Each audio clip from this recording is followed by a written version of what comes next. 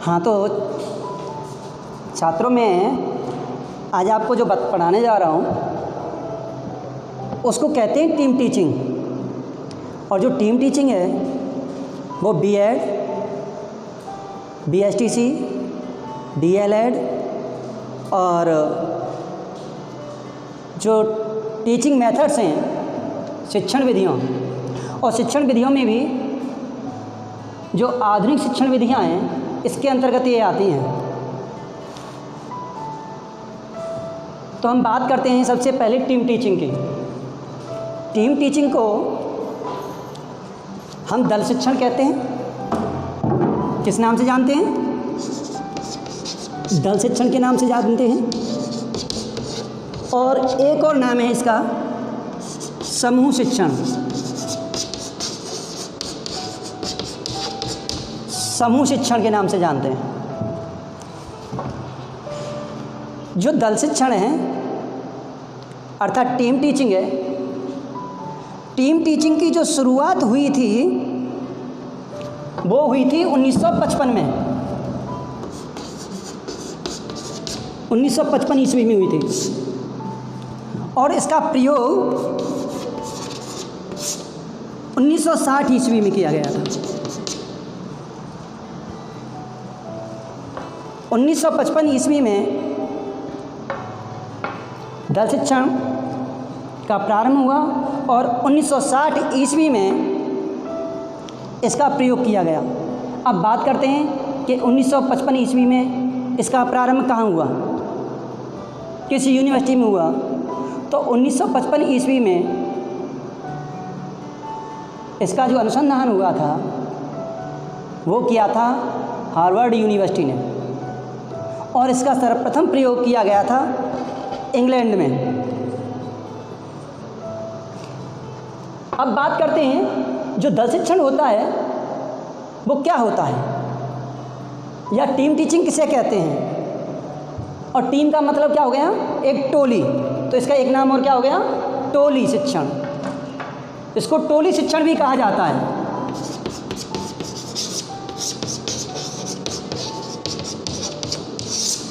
समूह का मतलब हो गया ग्रुप, टोली का मतलब दल या टीम हो गया। अब किसी एक व्यक्ति से, किसी एक स्टूडेंट से न तो टीम बनती है, न टोली बनती है, न ग्रुप बनता है। तो इसमें कम से कम कितने टीचर होने चाहिए? पढ़ाने के लिए 2 टीचर चाहिए एक साथ। और स्टूडेंट्स की संख्या भी कितनी होनी चाहिए भाई? 2, जो निर्धारित की गई है। और टीम टीचिंग की आवश्यकता क्यों हुई? इसका कारण यह है कि छात्र हों या शिक्षक, सभी में व्यक्तिगत विभिन्नताएं पाई जाती हैं। उनकी क्षमताएं, उनकी योग्यताएं अलग अलग होती हैं। और इस टीम टीचिंग के अंतर्गत क्या किया जाता है कि शिक्षकों की योग्यता, अनुभव, क्षमता, कार्यशैली के आधार पर एक ग्रुप बना दिया जाता है, एक समूह बना दिया जाता है, एक टोली बना दी जाती है। और उस ग्रुप के द्वारा, उस समूह के द्वारा, उस दल के द्वारा जो शिक्षण किया जाता है तो वो कैसा होता है? प्रभावी शिक्षण होता है। तो हम कह सकते हैं जब किसी कक्षा में पढ़ाने के लिए, अर्थात जब किसी कक्षा में किसी प्रकरण को पढ़ाने के लिए 2 या 2 से अधिक शिक्षकों के समूह के द्वारा अपनी प्रतिभा, अपनी योग्यता, अपनी क्षमता के द्वारा अध्यापन कार्य किया जाता है तो उसको टीम टीचिंग कहते हैं, उसको दल शिक्षण कहते हैं या समूह शिक्षण कहते हैं। अब इसकी बात करते हैं कि इसकी जो परिभाषाएं,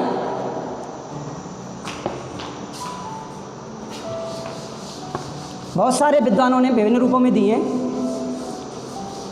अपने अपने विचार रखे हैं, जिनमें एक विद्वान हुए हैं कार्ली आल्सन के द्वारा जो शिक्षण कार्य किया गया, तो उन्होंने कहा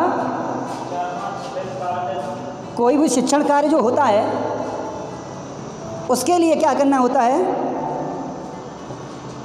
परिस्थिति निर्भर करती है शिक्षण कार्य कराने के लिए, और शिक्षक में पढ़ाने का कौशल होना चाहिए। तो इस आधार पर कार्ली आल्सन ने एक परिभाषा दी है। कार्ली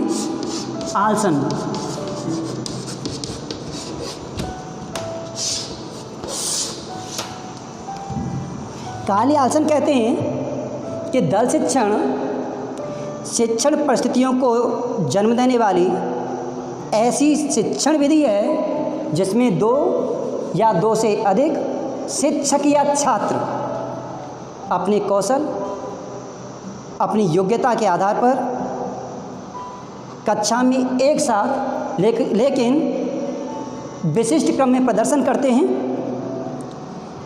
और शिक्षण की योजना लचीली होती है जिसमें विद्यार्थियों की शिक्षण संबंधी आवश्यकताओं के अनुसार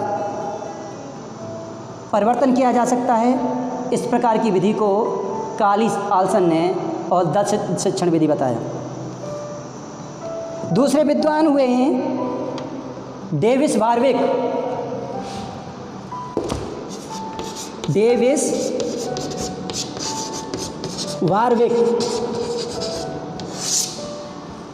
डेविस वारविक का मानना है कि दल शिक्षण एक ऐसी स्टेज है, एक ऐसी अवस्था है जिसमें कई शिक्षक, जैसे कि मैंने अभी बताया कि भाई कम से कम 2 टीचर होने चाहिए, तो उन्होंने इसी बात को क्या कहा कि कई शिक्षक, संख्या को उन्होंने हटा दिया, कई शिक्षक अपनी योग्यता यानी अभियोग्यता और अभिरुचियों, दक्षताओं और स्रोतों के आधार पर या स्रोतों के अनुरूप एक ही कक्षा में एक साथ शिक्षण कार्य करते हैं। इस प्रकार के शिक्षण को क्या कहा जाता है? टीम टीचिंग कहा जाता है, दल शिक्षण कहा जाता है। एक और परिभाषा मैं आपको बता देता हूँ। परिभाषा याद करने में कोई परेशानी नहीं है। जैसे मैं अगली परिभाषा बताने जा रहा हूँ, वो दी है माइकल जे ऑप्टर ने। किसने दी है? Michael J after. Michael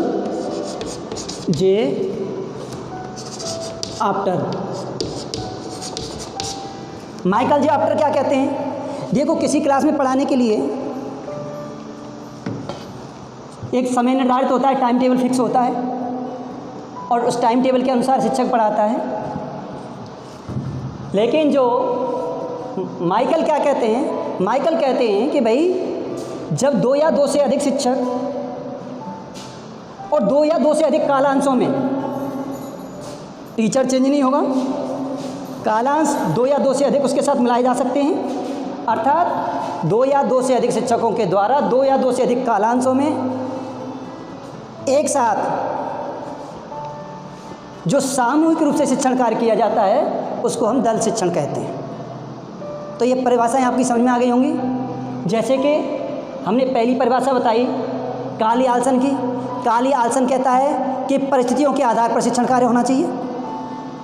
David वारविक कहते हैं कि दल शिक्षण एक ऐसी अवस्था है जिसमें जो टीचर होता है, जो शिक्षक होता है, शिक्षकों का जो समूह होता है, अपनी अभियोग्यता, दक्षता और क्षमताओं के आधार पर शिक्षण कार्य करते हैं, एक साथ कार्य करते हैं, समूह के रूप में कार्य करते हैं, उसको दल शिक्षण कहते हैं। और माइकल क्या कहते हैं कि भाई 2 या 2 से अधिक शिक्षक 2 या 2 से अधिक कालांशों में मिलकर के एक साथ पढ़ाते हैं, समूह के रूप में पढ़ाते हैं, तो उसको क्या कहते हैं? हम दल शिक्षण कहते हैं, या इसे टीम टीचिंग, टोली टीचिंग इत्यादि नामों से हम जानते हैं।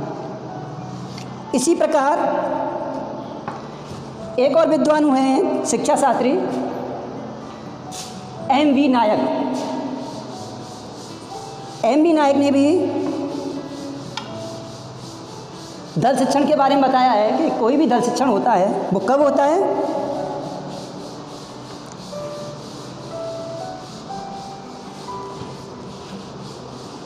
उनका मानना है कि भाई कोई टीचिंग करते हैं तो टीम टीचिंग से पहले या शिक्षण कार्य से पहले हम योजना बनाते हैं।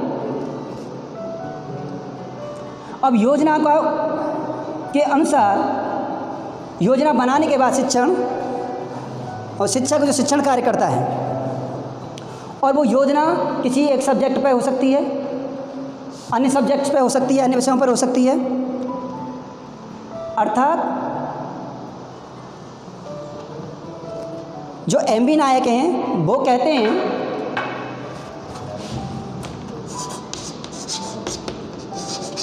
एम.बी. नायक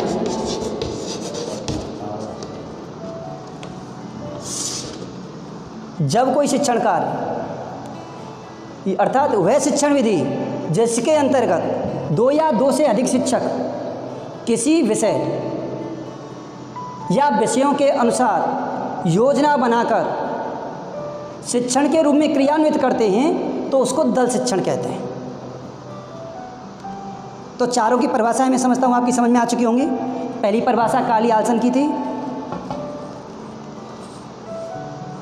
उनका मानना था कि दल शिक्षण ऐसी परिस्थितियों को जन्म देता है या ऐसी जन्म देने वाली विधि है जिसमें 2 या 2 से अधिक शिक्षक अपने कौशल, अपनी योग्यता, अपनी क्षमता के अनुसार एक साथ मिलकर के किसी एक कक्षा में विशिष्ट क्रम में प्रदर्शन करते हैं। और उसमें उस विधि में क्या होता है, एक लचीलापन होता है जिसे छात्रों के अनुरूप परिवर्तित किया जा सके। ऐसी विधि को हम दल शिक्षण कहते हैं। दूसरी परिभाषा बताई थी हमने डेविस बारविक की।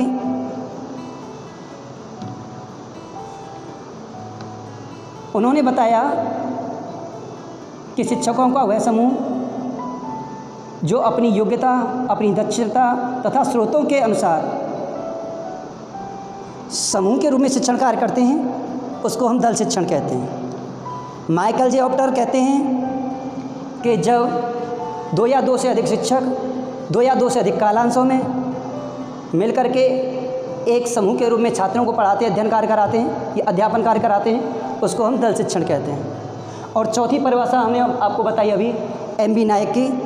एम.बी. नायक का मानना होता है कि दल शिक्षण एक ऐसी विधि है जिसके अंतर्गत 2 या 2 से अधिक शिक्षक आपस में मिलकर के किसी विषय या विषयों के लिए योजना बनाते हैं और उसे क्रियान्वित कर समय समय पर उसके प्रभाव को मूल्यांकित करते हैं। तो इस प्रकार के शिक्षण को हम दल शिक्षण कहते हैं।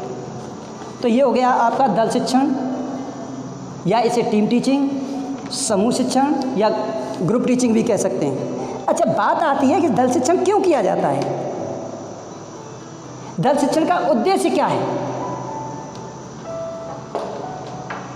क्योंकि शिक्षण तो कई सारी विधियों के साथ होता है, तो हम बात करते हैं इसके उद्देश्य की। दल शिक्षण के उद्देश्य, जो इसका मुख्य उद्देश्य मैं आपको बताता हूं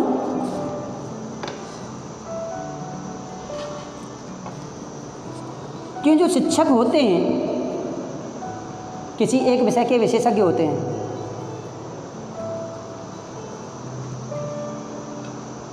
उनको विभिन्न क्षेत्रों की जानकारी का अभाव रहता है।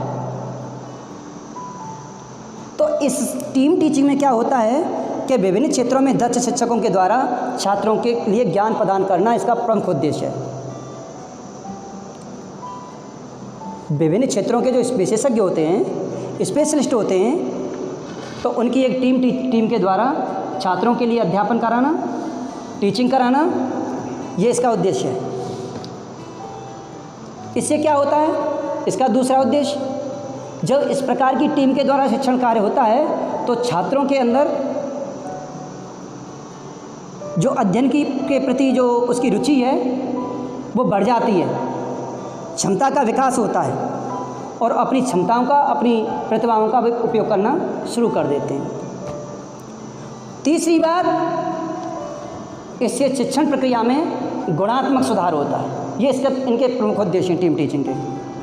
अब बात करते हैं कि दल शिक्षण की फॉर्म क्या है, इसके रूप क्या हैं, इसके टाइप्स क्या हैं।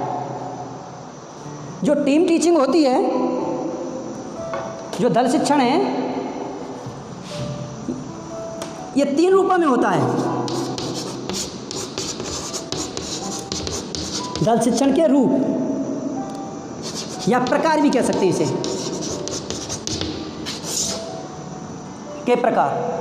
दल शिक्षण 3 प्रकार का होता है और जो पहला होता है वो होता है आम सभा सत्र, दूसरा होता है लघु सभा सत्र और तीसरा होता है प्रयोगशाला सत्र। तो दल शिक्षण के जो रूप हैं, दल शिक्षण के रूप जो मैं अभी बता रहा था आपको, इसके 3 रूप हैं। पहला रूप है आम सभा सत्र,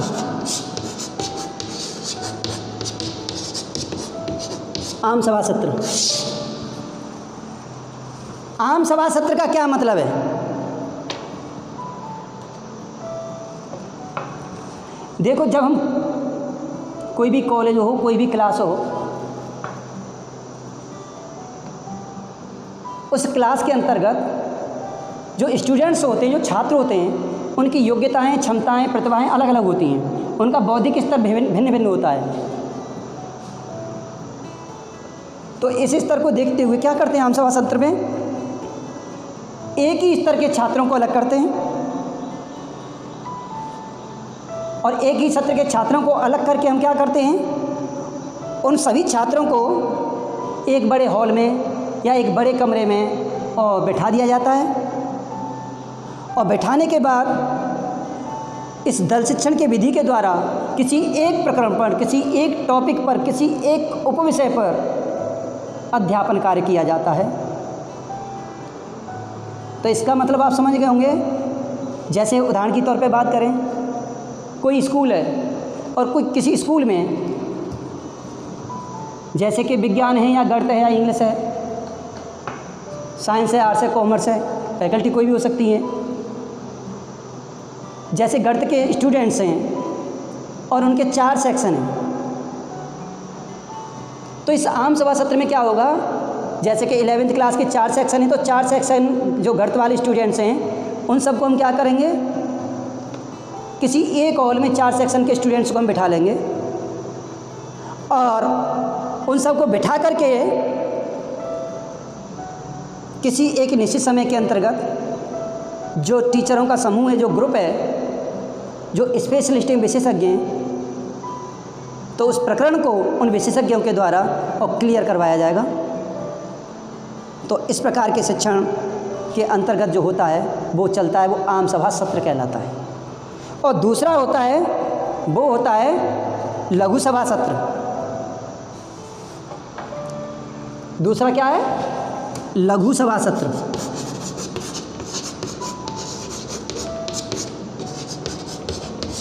ये दूसरे नंबर का सत्र है, सेशन है। दूसरा सेशन लघु सभा सत्र है। लघु सभा सत्र क्या होता है? देखो, उसमें हमने क्या किया था कि एक ही स्तर के बच्चों को हमने इकट्ठा किया था, लेकिन इसमें हम क्या करेंगे कि जो कमज़ोर बच्चे होते हैं उन कमज़ोर बच्चों को हम छोटे छोटे ग्रुप में डिवाइड कर लेंगे, बांट लेंगे और छोटे छोटे समूह बना लेंगे और छोटे छोटे समूह बना करके नहीं और उनके शिक्षण की व्यवस्था प्रदान की जाएगी। तो इस प्रकार के शिक्षण को जो सत्र दिया जाता है उसको कहा जाता है लघु सभा सत्र। अर्थात पिछड़े हुए बालक या कमज़ोर बालक, कमज़ोर छात्रों के एक छोटे छोटे समूह में किए गए शिक्षण की व्यवस्था को लघु सभा सत्र कहा जाता है। और इसमें इसका प्रयोग क्यों किया जाता है? छोटे छोटे समूह क्यों बनाए जाते हैं? क्योंकि टीचर के द्वारा प्रत्येक स्टूडेंट से व्यक्तिगत संपर्क किया जा सकता है, जबकि आम सभा सत्र में व्यक्तिगत संपर्क संभव नहीं हो पाता है और लघु सभा सत्र में ये संभव होता है। अब तीसरा जो सेशन होता है वो है प्रयोगशाला, यानी प्रशिक्षण प्रयोगशाला सत्र, तीसरे नंबर का। प्रशिक्षण प्रयोगशाला सत्र।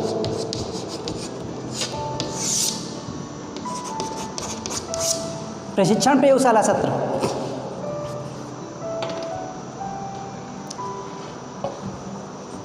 इस सेशन में क्या होता है कि देखो, जो प्रैक्टिकली सब्जेक्ट होते हैं जैसे कि फिजिक्स है, केमिस्ट्री है, ज्योग्राफी है, अर्थात भूगोल है, विज्ञान आदि है, ऐसे विषयों के अध्ययन में छात्रों के लिए जो शिक्षकों के समूह के द्वारा, जैसे शिक्षकों के समूह में भाई टीचर है, लैब असिस्टेंट है, प्रयोगशाला सहायक है या चतुर्थ श्रेणी कर्मचारी है, जो भी है, उन सबके द्वारा जो सहायता प्रदान की जाती है, इस प्रकार के शिक्षण को प्रशिक्षण प्रयोगशाला सत्र के रूप में जाना जाता है। अर्थात हम दूसरे रूप में भी कह सकते हैं, यानी छात्रों को जब किसी प्रायोगिक विषय के प्रयोग में शिक्षक तथा उससे संबंधित कर्मचारियों के द्वारा शिक्षण को प्रभावशाली बनाने के लिए सहायता यानी सहायक के रूप में सहायता प्रदान की जाती है, और इस प्रकार के शिक्षण की व्यवस्था को प्रशिक्षण प्रयोगशाला सत्र कहा जाता है। ये आपकी टीम टीचिंग। लेकिन टीम टीचिंग की कार्यविधि क्या है? तो टीम टीचिंग की कार्यविधि के बारे में हम बात करते हैं तो टीम टीचिंग के स्टेप्स कौन से हैं, सोपान कौन से हैं? तो टीम टीचिंग के लिए जो शिक्षा शास्त्रियों ने जो इसके स्टेप निर्धारित किए हैं वो 3 स्टेप निर्धारित किए हैं। और जैसे कि आप पहले भी आप पढ़ते रहे होंगे, शिक्षण के किसी भी अवस्था की बात करें, शिक्षण के स्तर की बात करें, शिक्षण सोपानों की बात करें, तो सबसे पहली जो बात बनती है वो बात आती है योजना बनाने की। तो दल शिक्षण की कार्यविधि की हम बात कर रहे थे, तो दल शिक्षण की कार्यविधि, दल शिक्षण की कार्यविधि के सोपान, कार्यविधि के सोपान, और इसके कितने सोपान हैं? 3 सोपान हैं। और सबसे पहला योजना बनाना, प्लानिंग। और जब योजना बन जाती है तो फिर दूसरे नंबर पर उसका क्या किया जाता है? भाई सबसे पहले क्लास में जाने से पहले क्या बनाई जाती है? योजना बनाई जाती है, प्लानिंग बनाते हैं, और उस योजना को कहाँ लागू करते हैं? क्लास में लागू करते हैं, उसका क्रियान्वयन किया जाता है। और क्रियान्वयन करने के लिए क्या करनी पड़ेगी? पहले भाई शिक्षण की व्यवस्था करनी पड़ेगी, व्यवस्था करना। इसका दूसरा चरण है व्यवस्था करना। भाई योजना बना दी तो लागू कब करेंगे? जब उसके लिए व्यवस्था होगी। भाई बच्चों के लिए बैठने की व्यवस्था होनी चाहिए, ब्लैक बोर्ड की व्यवस्था होनी चाहिए, जहाँ जैसी व्यवस्था है। आज की बात करें तो ऑनलाइन टीचिंग चल रही है, ई लर्निंग चल रही है, और ई लर्निंग के लिए ई कंटेंट भी चाहिए, ये सारी चीज़ें हैं। तो उसके अकॉर्डिंग भाई ई लर्निंग करानी है, ई टीचिंग करानी है, तो फिर क्या करोगे? सबसे पहले में उससे संबंधित ऐप्स डाउनलोड करवाने होंगे, प्रोजेक्टर लगाना होगा, तब जाके व्यवस्था बनेगी। उनके लिए लॉगिन आईडी पासवर्ड देने पड़ेंगे छात्रों के लिए। तो ये सारी व्यवस्था करनी पड़ेगी, योजना बनाना, व्यवस्था करना। और तीसरी बात यह आती है, इसका स्टेप होता है जो चरण है तीसरा, हमने योजना बनाई और योजना बना के उसको लागू कर दिया, व्यवस्था बना करके उसको लागू कर दिया, बच्चों को पढ़ा दिया। अब उनका हमें लेना पड़ेगा फीडबैक कि बच्चों ने सीखा या नहीं सीखा। तो इसके लिए जो तीसरा चरण होता है वो होता है मूल्यांकन। अब योजना कैसे बनाएंगे? पहली बात, योजना किस पर आधारित होगी? योजना कैसे बनाई जाए, किसके आधार पर बनाई जाए? योजना बनाई जाती है उद्देश्यों के आधार पे। किसके आधार पे बनाई जाएगी? उद्देश्यों के आधार पे। और उद्देश्य निर्भर करेंगे आपके टॉपिक पर, प्रकरण पर। तो उन उद्देश्यों को सर्वप्रथम उद्देश्य निर्धारित किए जाएं और उनको व्यवहारिक रूप दिया जाए, और व्यवहारिक रूप में देने के बाद में उस प्रकरण से संबंधित रूपरेखा बनाई जाए। और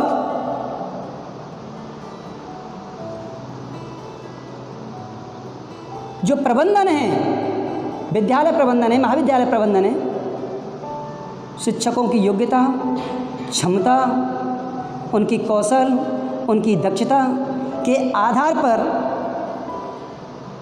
उस प्रकरण से संबंधित कार्य सौंपा जाए, तभी प्रभावी होगी, अन्यथा नहीं होगी। अब दूसरी बात आती है व्यवस्था करना।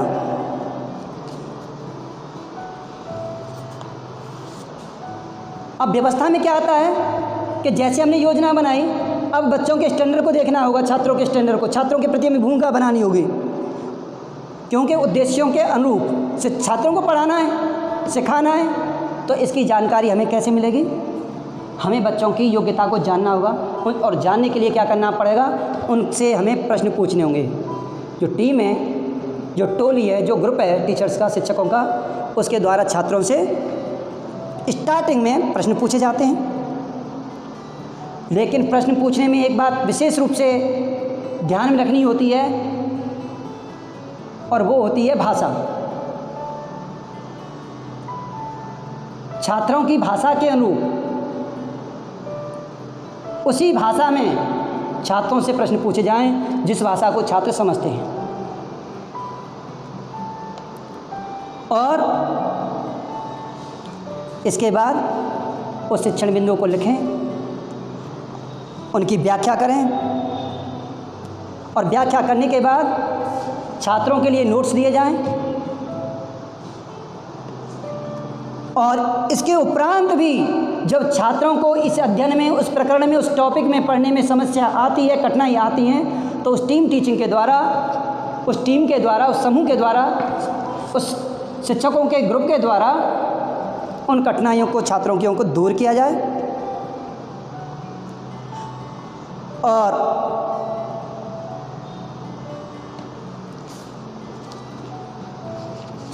अगर कोई समस्या है, कोई कठिनाई है, और छात्र उस समस्या का समाधान शिक्षकों से चाहते हैं, उस टीम से चाहते हैं, तो छात्र शिक्षकों से, उस टीम से प्रश्न पूछ सकते हैं, और जो टीचर उनकी समस्या को हल करते हैं, उनके उत्तर देते हैं, उनके जवाब देते हैं।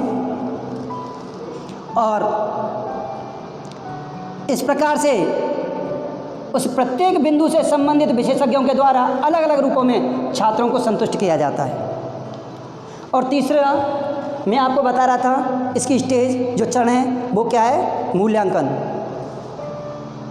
जब इतना पढ़ाने के बाद में, इतना कार्य करने के बाद में जो तीसरा चरण आता है वो मूल्यांकन होता है। और मूल्यांकन के द्वारा क्या होता है? उस टीम के द्वारा शिक्षण कार्य के लिए जो उद्देश्य निर्धारित किए गए थे, उन उद्देश्यों को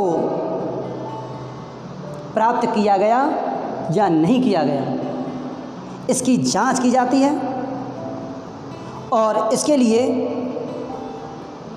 जो विशेषज्ञ होते हैं उनके द्वारा प्रश्न पूछे जाते हैं, और प्रश्न पूछने के बाद मूल्यांकन किया जाता है। और ये मूल्यांकन, जैसे कि मैं अभी बता रहा था, मौखिक भी हो सकता है, लिखित भी हो सकता है, और प्रायोगिक भी हो सकता है। ये तीनों रूपों में हो सकता है। परीक्षा भी कैसी होती हैं? 3 तरह की होती हैं भाई, मौखिक होती है, लिखित होती है, और प्रायोगिक होती है। और इन तीनों रूपों में ही मूल्यांकन किया जा सकता है। और इसके बाद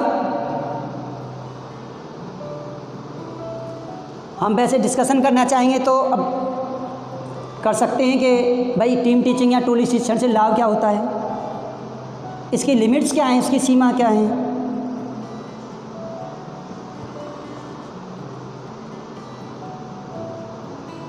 तो पहला लाभ, और जो विशेष रूप से मैं बता रहा हूँ, वो ये है कि इसमें बहुत सारे स्टूडेंट्स एक साथ बैठ कर के आम सभा सत्र के अंदर अध्ययन करते हैं, तो समय की बचत होती है और शक्ति की भी बचत होती है, क्योंकि एक हॉल में पढ़ सकते हैं। दूसरी बात, मानव संबंधों का विकास होता है, क्योंकि एक टीम की भावना जागृत होती है, एक समूह के रूप में कार्य करते हैं। दूसरी बात जो इसका मुख्य मेरे हिसाब से वो ये है कि छात्रों में एक स्वतंत्र बहस का अवसर मिलता है, मौका मिलता है, क्योंकि छात्र शिक्षकों से प्रश्न पूछ सकते हैं, शिक्षक छात्रों से प्रश्न पूछ सकते हैं, छात्रों की समस्याओं का शिक्षकों के द्वारा समाधान किया जाता है और साथ साथ उसका मूल्यांकन भी होता जाता है। जब स्वतंत्र बहस होगी तो छात्रों की झिझक, जो हेजिटेशन है, वो ख़त्म हो जाएगी। एक और बात, जब समूह के रूप में छात्र या टीचर बैठते हैं तो अनुशासन का विकास होता है, अनुशासन स्थापित होता है और इसमें अनुदेशन की गुणवत्ता में सुधार होता है। ये बहुत सारे लाभ इसके अंतर्गत होते हैं, लेकिन इसकी कुछ कमियां भी हैं, जो लिमिट्स भी हैं, क्योंकि एक 4 सेक्शन को एक जगह बिठाया जाए तो उसको बिठाने के लिए एक बहुत बड़े हॉल की व्यवस्था करनी होती है और इसके लिए बहुत सारे इलेक्ट्रॉनिक आइटम भी इकट्ठे करने पड़ते हैं, तो इसलिए ये खर्चीली व्यवस्था है। हर जगह, हर स्कूल में ये व्यवस्था नहीं हो पाती है। दूसरी बात यहाँ यह है कि इसमें लचीलेपन की हम बात करते हैं, लेकिन लचीलेपन की इसमें कमी आ जाती है और जो इसमें मुख्य जो समस्या पैदा होती है वो यहाँ आती है कि व्यक्तियों में विभिन्नताएं होती हैं, गुणों से, विचार से, रूप से, सब में विभिन्नता पाई जाती है। जब एक रूपता वहाँ नहीं है तो शिक्षकों में या छात्रों में एक रूपता कहाँ से मिल जाएगी, उनके विचार ही कहाँ से मिल जाएंगे, नहीं मिल पाते हैं। तो हम कह सकते हैं कि शिक्षकों के विचारों में भी अनेकता होती है, इसलिए इसमें थोड़ी बहुत ये कमियाँ पाई जाती हैं। और एक और जो विशेष जो परेशानी खड़ी होती है इस टीम टीचिंग में, वो यह होती है कि जो छात्रों की रुचियों का सही ज्ञान न होने पाने से उसे उसकी रुचि से अलग हट करके कार्य दे दिया जाता है कि ग्रुप में काम दे दिया जाएगा, उसका इंटरेस्ट नहीं है और इंटरेस्ट नहीं, उसके लिए काम मिल गया तो बताओ वो इंटरेस्ट क्यों लेगा। तो इससे भी इसको प्रभावित किया जाता है, इसको प्रभाव पड़ता है टीम टीचिंग पर। और इसके साथ में टीम टीचिंग के साथ ही इससे संबंधित है पैनल टीचिंग, पैनल डिस्कशन या ग्रुप डिस्कशन भी जिसे कहते हैं, और इसका दूसरा नाम है नामिका भी है। और इसके बारे में आपको नेक्स्ट लेक्चर में बताऊंगा। धन्यवाद। ठीक है।